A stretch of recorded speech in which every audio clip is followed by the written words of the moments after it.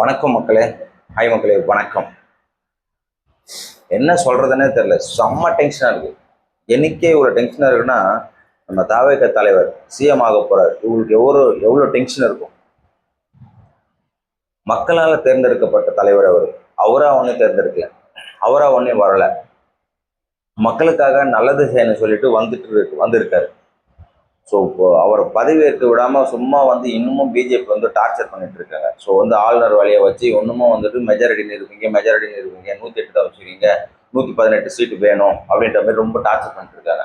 So இது ரொம்ப worst. BJP ஏன் தமிழ்நாட்டில் கால் ஊன முடியல இப்போ தெரியுதா? Worst.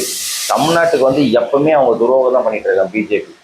BJP north Indian side தான் ஓகே. தமிழ்நாட்டு ஒஸ்ட்டாக இருக்காங்க, ரொம்ப ரொம்ப ஒஸ்ட்டு. என்ன பார்க்க போன மக்களே, விஜய் பதவியேற்றாச்சு. சாரி, மக்கள் ஓட்டு போட்டு பதவியேற்கிற தகுதி வந்தாச்சு.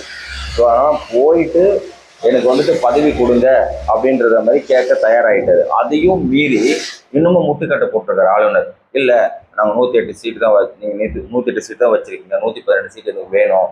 சரி, இவ்வளோ பர்சன்டேஜ் இருக்குது சார், 34 to 35% இவ்வளோ மெஜாரிட்டியில் நாங்கள் தனியாக இருப்போம். ஸோ அதனால் எனக்கு பதவியேற்க கூப்பிடுங்க அப்படின்னு சொல்கிறார். ஸோ அதுக்கும் வழிவிட மாட்டேங்கிறாங்க. அதனால் ரொம்ப ரொம்ப ஒஸ்ட்டு. ஆளுநர் இப்போவே குறைச்சல் கொடுக்க ஆரம்பிச்சார். அதுக்கு காரணம் பிஜேபி. நான் என்ன சொல்கிறேன்னா, ஆளுநரும் வேணாம், கோளுநரும் வேணாம், தூக்கி போட வேண்டியது. கவர்னராவது மசராவது அப்படின்னு சொல்லி தூக்கி போட வேண்டியது. நான் எதுக்கு ஆளுநர்? மக்களை ஆட்சி செய்யறதுக்கு ஒருத்தன் தேவை, அதுதான் விஜய்.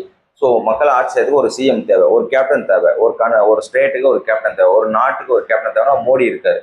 ஸோ மோடி மட்டும் நான் பறந்து வந்துட்டேன்னா அவரோட ஹிஸ்ட்ரி தோண்டி பார்த்தா டீ வித்தவர், இதை வித்தவர், அதை வித்தவர், அவருக்கு பொண்டாட்டியும் இல்லை, பிள்ளையும் இல்லை, இப்படி இருக்காரு, ஜாலியாக இருக்காரு. ஸோ அவர் மட்டும் ஜாலியாக இருக்காரு, நாடாக சுற்றிட்டு வர்றாரு. அவர் மட்டும் யாரை டார்ச்சர் பண்ண தேவையில்லை அப்படின்ற மாதிரி இருக்கு.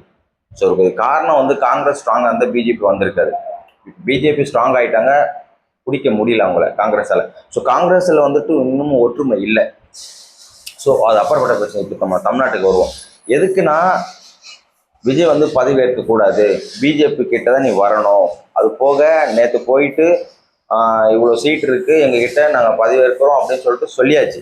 அதையும் மீறி நான் பார்க்குறேன், 118 சீட் எங்களுக்கு வேணும், 118 சீட் இந்த ரூல்ஸ் பிரகாரம் 118 சீட் இருந்தால் தான் நான் வருவேன், உங்களுக்கு ஆளுநர் பதவி செஞ்சு வைப்பேன், ஆளுநர் சிஎம் பதவி செஞ்சுக்க முடியும் அப்படின்ற மாதிரி ரூல்ஸ் இருக்குது. அந்த ரூல்ஸ்லாம் பிரேக் பண்ணா என்ன? ஸோ இது ரொம்ப இழுபறியாக இருக்குது. ஸோ இப்போ கரண்ட் சுச்சுவேஷன் பிரகாரம் மறுபடியும் போயிருக்காரு. எப்பவுமே டிஎம்கே தலைவர் இருக்கும்போது எல்லாத்துக்குமே முரண்டு பிடிப்பாங்கல்ல. இப்போ ஆளுநர் ரவி இருந்தார் இல்லையா, அந்த மாதிரி இப்போ ஆளுநர் இருக்காரு. எல்லா ஆளுநரும் ஒரே குட்டையில ஓடின மட்ட மாதிரி தான் இருக்காங்க. பிஜேபி மேலிட என்ன சொல்லுதோ அதை மட்டும் தான் இங்க செய்யறாங்க. எல்லாமே பிஜேபியோட கைக்கூலிங்க தான். தமிழ்நாட்டுக்கு குறைச்சல் கொடுக்கணும்னா குறைச்சல் கொடுக்க ஆரம்பிக்கிறாங்க. ஸோ இது அது போக காங்கிரஸ் தான் கேரளாவில் ஆட்சி அமைக்க போறாங்க. அங்கேயும் பிஜேபியோட ஆளுநர் தான் போக போறாங்க. ஸோ அங்கேயும் என்ன பண்ண போறாங்கன்னு தெரியல. அங்கேயும் காங்கிரஸ்ல உள்பூசல் இருக்கு. ஒரு பதவிக்கு 3 பேர் இருக்காங்க காங்கிரஸ் ஆளுங்க. யாருக்கு தரது தெரியல, அடிச்சுக்கிறாங்க, அது வேற விஷயம். ஸோ இங்க அப்படி இல்லை. மக்களால் தேர்ந்தெடுக்கப்பட்ட தாவேக தலைவர் விஜய் மெஜாரிட்டியில் இருக்கார். டிஎம்கேவும் கிடையாது, ஏடிஎம்கேவும் கிடையாது, அவுட்டு. ஸோ மக்கள் ஒரு புதுசாக வேண்டும் அப்படின்றத விஜயை தேர்ந்தெடுத்திருக்காங்க. அவர் பதவியேற்க இன்னைக்கு பதவியேற்கிற நாள், அதையும் தள்ளி போட்டாங்க. அரசியலில் என்ன வேணாலும் நடக்கணுங்கல்ல, அது கரெக்டாக இருக்கு. அதுக்கு இப்போதைக்கு சப்போர்ட் பண்ணுறதுக்கு டிஎம்கேவும் ரெடியாக இல்லை, ஏடிஎம்கேவும் ரெடியாக இல்லை. சப்போர்ட் பண்ணணும்னு நினச்சா கண்டிப்பாக பண்ணலாம். ஸோ காங்கிரஸ் மேலிடம் முடிவு பண்ணி விஜய் கூட எப்போவே கூட்டணி வைக்க வேண்டியது, தேர்தலுக்கு முன்னாடி கூட்டணி வைக்க வேண்டியது. அது கூட்டணி வச்சுருந்தாங்கன்னா சில பேச்சு பிரகாரம் செல்வ பிறந்தகையும் இன்னொருத்தர் ஏதோ சிதம்பரம் சொல்லி யாரோ ஒருத்தர் சொல்லி விஜய் கூட வேண்டாம், காங்கிரஸ் கூட இருப்போம் அப்படின்னு ஏதோ உள்கூத்து நடந்து, ஸோ அதனால் டிஎம்கே கூட போயிட்டு தோத்துட்டாங்க. 5 சீட்டு மட்டும் தான் ஜெயிச்சாங்க காங்கிரஸ். நல்ல விஷயம். ஸோ ஆனால் பிஜேபியில் காங்கிரஸ் நம்ம டிவிகே கூட வந்திருந்தா அவங்க டிவிகேலேருந்து எத்தனை சீட்டு ஒதுக்கிருக்கோ அத்தனை சீட்டை ஜெயிச்சிருப்பாங்க. இன்னைக்கு சிஎம் ஆயிருப்பாரு விஜய். மெஜாரிட்டி, பயங்கர மெஜாரிட்டி இருந்திருப்பாரு. யாருக்கும் பதில் சொல்ல தேவையில்லை.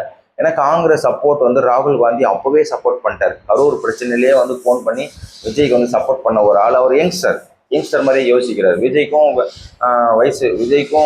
ராகுல் காந்தி பெரிய வயசு வித்தியாசம்லாம் கிடையாது. அவரு பொலிட்டிக்கல் லீடர், இவர் நடிகர்கள் லீடர் இருந்தார். இப்போ பொலிட்டிக்கல் லீடர் ஆகிட்டார் விஜய். ஸோ 2 பேருமே இப்போ மக்களுக்கு தொண்டு செய்ய துடிச்சிட்டு இருக்காங்க. ஒரு சுறுசுறுப்பான ஆட்கள், நல்லா யோசிக்கிறாங்க. இன்னைக்கு பற்றி யோசிக்காம ஃபியூச்சர் பற்றி யோசிக்கிறாங்க. பல வருடங்கள் போனால் எப்படி இருக்கணும் மக்கள் அப்படின்னு யோசிக்கிறாங்க. ஸோ அதனால வந்துட்டு இருப்பினும் காங்கிரஸ் வந்துட்டு கூட்டணி சேரல அப்போ. இப்போ வந்து கரெக்டான இக்கட்டான சுச்சுவேஷன்லேயும் வந்து 5 சீட் கொடுத்து கூட்டணிக்கு வச்சுட்டாங்க. இது ஒரு நல்ல விஷயம். ஸோ ஒரு தமிழ்நாட்டில் வந்துட்டு ஒரு தொங்கு சட்டசபை ஏற்பட்டுடுச்சு. மனிதம அடிப்படையில் பரவாயில்ல காங்கிரஸை உடைச்சின்னு வந்திருக்காங்க. அப்போ சொன்னார் கூட்டணி வைக்க சொல்லி ராகுல் காந்தி. ஸோ அப்போ வந்திருந்தா இன்னும் பயங்கரமாக இருந்திருக்கும். 108 சீட்டுன்றதை வந்து 200 சீட்டு கூட அடிச்சிருக்கலாம் காங்கிரஸும் தாவேக சேர்ந்து. பட் அது நடக்கலை. இப்போ பரவாயில்ல. இப்போ வந்து இக்கட்டான சுச்சுவேஷன்ல, அதாவது சொல்லுவாங்கல்ல, இக்கட்டான சுச்சுவேஷன்ல ஒரு துன்பமான சுச்சுவேஷன் கை கொடுக்குறது தானே நண்பன் அப்படின்ற மாதிரி ஒரு புது நண்பன் தாவேக வேதிக்கு வந்திருக்காரு. இது நல்ல விஷயம். பட் இருந்துமே வந்து சீட்டு வந்துட்டு இன்னும் வேணும் 5 சீட்டு வேணும் அப்படின்றாங்க. ஸோ இப்போ 113 சீட் இருக்கு. இன்னும் 5 சீட் வந்து 118. மறுபடியும் இடைத்தேர்தல் ஒன்று நடக்கும் திருச்சியில். அப்போ அங்கே விஜய் வின் பண்ணணும். அப்போ 118 110 ஒரு 118 to 120 சீட்டுக்கு வந்து கிட்ட நெருங்கிட்டாங்க. இந்த மெஜாரிட்டியே போதும். பெரிய என்ன ரூல்ஸ் யார் போட்டாரு? கடவுளா போட்டாரு? மக்கள் தான், மனுஷன் தான் போட்டான் பெரிய ரூல்ஸ். சும்மா ஆளுநர் வந்து பிஜேபி வந்துட்டு ரொம்ப டார்ச்சர் பண்ணிட்டு இருக்காங்க. இப்போ கரண்ட்லி நியூஸ் பிரகாரம் திருமாவளவன் சொன்ன மாதிரி பிஜேபி தான் ரொம்ப டார்ச்சர் பண்ணிட்டு இருக்காங்க. இந்த இக்கட்டான சுச்சுவேஷன்ல கூட இந்த துரோகி எடப்பாடி வந்துட்டு இன்னமும் யோசிக்கல. சரி சப்போர்ட் கொடுப்போம் அப்படின்னு சொல்லிட்டு நேற்று பேசினாச்சு. வேலுமணியும் சிவி சண்முகமும் சேர்ந்து சரி ஓகே தாவேக்கு சப்போர்ட் கொடுப்போம், பதவி கேட்போம், அமைச்சர் பதவி கேட்போம் அப்படின்ற மாதிரி இருந்தது. ஒரு நல்ல நியூஸாக இருந்தது. காங்கிரஸ் சொன்னாங்க, உடனே வந்து செஞ்சுட்டாங்க, உடனே அலைன்ஸ் வச்சுட்டாங்க. சூப்பர். அதுதான் வந்து மனிதவனம். காங்கிரஸ் சொன்னதுமே உடனே யோசிக்கல, போனாங்க, டக்குன்னு பேசினாங்க. மேல இடத்துல தாவேக்கு டு காங்கிரஸ் பேசினாங்க, 2 பேரும் பேசினாங்க. உடனே பனையூர் ஆஃபீஸ் வந்தாங்க, டக்குன்னு சால்வை போட்டாங்க, மாற்றினாங்க, கையெழுத்து போட்டு கொடுத்துட்டாங்க. சரி ஓகே, நாங்கள் கூட்டணி 29 தொடருவோம். இந்த 5 வருஷம் முடிஞ்சு இன்னும் மறுபடியும் வந்துட்டு அடுத்த எலெக்ஷன் நாங்கள் தொடருவோம் அப்படின்ட்டு. அடுத்த எலெக்ஷன் விஜய் தான் வருவார். இப்பவும் சிஎம் விஜய் தான். காலதாமதம் ஆகுது, இதை விட மாட்டாங்க. மக்கள் புரட்சி வெடிக்க போகுது. பதவி கொடுத்தா ஓகே, பிரச்சனை இல்லை. தமிழ்நாட்டில் கண்டிப்பாக எல்லாம் வெடிக்கும். விஜய் ஒரு வார்த்தை சொன்னால் வெடிக்கும்.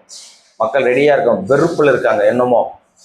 ஸோ இப்போ வெறுப்பு இந்த இடையில இப்போ நியூஸ் பிரகாரம் என்னன்னா, ஸ்டாலின் வந்துட்டு நாங்கள் தாவக பதவி ஏற்கிறதுல நாங்கள் எந்த ஒரு இடையூறும் செய்ய மாட்டோம் அப்படின்றாரு அந்த மனுஷன். சரி ஓகே, எல்லாரும் மனுஷன் தானே, சரி ஓகே நம்ம பதவியில் இருந்தோம், புதுசாக ஒருத்தன் வந்துட்டு போட்டோம் அப்படின்னு அவரும் சொல்லிட்டாரு. பாவம், அவரே வந்து தோத்துட்டு இருக்காரு. பலமுறை நம்ம அவர் திட்டினாலும், ஸ்டாலினை வந்துட்டு விஜய் திட்டினாலும், விஜயை ஸ்டாலின் திட்டினாலும் அது வேற விஷயம். அது வந்து அரசியல் களம். இப்போ பதவி இருக்கிற சமயத்தில் இந்த மாதிரி முட்டுக்கட்ட போகிறது யாருன்னா பிஜேபி. கண்டிப்பாக பிஜேபி. ஆளுநர் யாரு? பிஜேபியோட கையாள் தான், கைக்கூலி தான். ஸோ திருப்பி சொல்லலாம் வந்து திருமாவளவெல்லாம் வந்து எல்லாமே சொல்லுவாங்க. அவங்க டிஎம்கேல சொல்றது ஒரு வார்த்தைனா, ஆளுநர் வந்து பிஜேபியோட கைக்கூலி. பிஜேபி வந்து ஆளுநரை வச்சு சும்மா சீனா போட்டுருந்தாங்க போன வருஷம் ஃபுல்லாக. எப்பவுமே சீனா போடுவாங்க. அது ஜெயலலிதாலாம் சுத்தமாக மதிக்க மாட்டாங்க. அப்போ இருந்த சிஎம் ஜெயலலிதா சுத்தமாக மதிக்க மாட்டாங்க. போனா அப்படின்னு சொல்லிட்டு போயிட்டே இருப்பாங்க. நான் வைக்கிறதா சட்டம், மக்களால் தேர்ந்தெடுக்கப்பட்ட நான் தான் சிஎம், நான் தான் சட்டம் அப்படின்னு சொல்லிட்டு கண்டிக்க மாட்டாங்க. அவங்க வேலையை பார்த்துட்டே இருப்பாங்க. அதுதான் அவங்க வந்து அயன் லேடின்னு சொன்னாங்க. அதனால வந்துட்டு ஒரே வெறுப்பா இருக்கு. ஸோ இந்த நேரத்தில் வந்து அயன் லேடி கூட இல்லை. அவங்க இருந்தாலும் வந்து வேற மாதிரி இருந்திருக்கும். ஸோ அதனால வந்துட்டு இந்த மாதிரி சட்டத்திட்டங்கள்லாம் வந்து தூக்கி போட்டு போயிட்டே இருப்பாங்க. மக்களுக்காக நான் நான் மக்களுக்காகவே நான் அப்படின்னு சொன்னவங்க தான் ஜெயலலிதா. மேபி அவங்க உயிரோட இருந்தால் கூட, தோத்துட்டு இருந்தால் கூட விஜய்க்கு வந்து ஆதரவு கொடுத்துருப்பாங்க போல இருக்கு. இந்த எடப்பாடி நாய் இருக்கு பாரு, இன்னமும் ஆதரவு கொடுக்கல. பிரச்சனை இருக்கு, சரிடா தம்பி வாடான்னு சொல்லிட்டு கூப்பிட்டு ஒரு 5 சீட்டு 10 சீட்டு எம்எல்ஏ போங்க. ஏன்னா அவன் வந்து எதிர்கட்சி கிடையாது, எதிர்கட்சியும் இல்லை.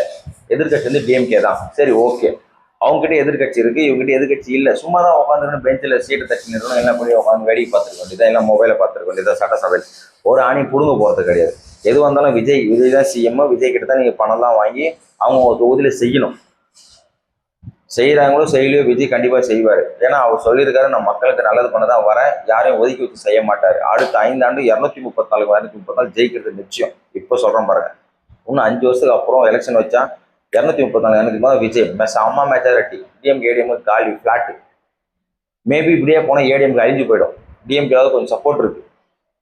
அதனால மக்களே இப்போ வந்துட்டு ஆட்சி அமைக்க முடியாத சுச்சுவேஷனில் விஜய் செம்ம டென்ஷனில் தெரிஞ்சிட்டு இருக்காரு. நாமளே வந்து செம்ம டென்ஷனாக இருக்குன்னா விஜய்க்கு எவ்வளோ டென்ஷன் இருக்கும். This is too much. BJP பண்ணுறது ரொம்ப டூ மச். பொறுத்திருந்து பார்ப்போம். 24 ஹவர்ஸில் விஜய் வந்துட்டு ஆளுநர் மாளிகைக்கு மறுபடியும் செகண்ட் டைம் போயிருக்காரு. என்ன நடக்குதுன்னு பார்ப்போம். ஒன்று மக்கள் புரட்சி வெடிக்கும், இல்லை கோர்ட்டுக்கு போடுறாங்க. கோர்ட்டுக்கு போனால் செட் ஆகாது, அங்கேயும் பிஜேபி வந்து பிரச்சனை பண்ணுவாங்க. பிரச்சனை பண்ணுவாங்கன்னா அவங்க சப்போர்ட் இருக்கும். இதெல்லாம் தாண்டி விஜய் பதவியேற்கிறதுக்கு ரொம்ப டிலே ஆகுது. அதனால் வந்துட்டு இப்படியே போனோன்னா விஜய் ஒரு குரல் கொடுத்தா, ஸோ போராட்டம் நடத்தணும்னா மக்கள் போராட்டம் நடத்தணும், புரட்சி வெடிச்சு தான் விஜய் சிஎம் ஆகும்னா ரெடி. ஏன்னா இப்போ வந்து ஏடிஎம்கே டிஎம்கே கூட்டணி வைக்கிற மாதிரி இருந்தாங்க, அதுவும் இல்லைன்னு சொல்லிட்டாங்க. இல்லை அது வந்துட்டு சிஎம் சொல்லிட்டாரு அது நடக்காது அப்படின்னு சொல்லிட்டாரு. முன்னாள் சிஎம் ஸ்டாலின் சொல்லிட்டாரு இல்லை அது வேண்டாம் அப்படின்ட்டாரு. ஸோ அது ஒரு நல்ல விஷயம். ஏன்னா ஏடிஎம்கே டிஎம்கே ஆப்போசிட் பார்ட்டி, இவங்க ரெண்டு பேரும் ஒன்றா சேர்ந்தாங்கன்னா என்ன பண்ணுறதுனே தெரியாது. உனக்கு பதவி எனக்கு பதவின்னு அடிச்சுப்பாங்க ரெண்டு பேருமே. ஏன்னா ரெண்டு பேருமே பெருத்த ஊழல்வாதிங்க, அது மக்களுக்கு தெரிஞ்சுதான், யாருமே கொள்ளடிக்காமல் இருக்க மாட்டாங்க. ஸோ அதனால் வந்துட்டு இப்போது நிலைமைக்கு காங்கிரஸும் தாவேக்காவும் கூட்டணி வச்சுருக்காங்க. தாவேக்க பெரிய பலத்தோடு இருக்குது, காங்கிரஸ் பெரிய டீம் தான். பட் அவங்க கிட்ட இப்போதைக்கு 5 சீட்டு மட்டும்தான் இருக்குது, அதையும் தாவேக்க கூட இணைச்சிட்டாங்க. நல்ல விஷயம்.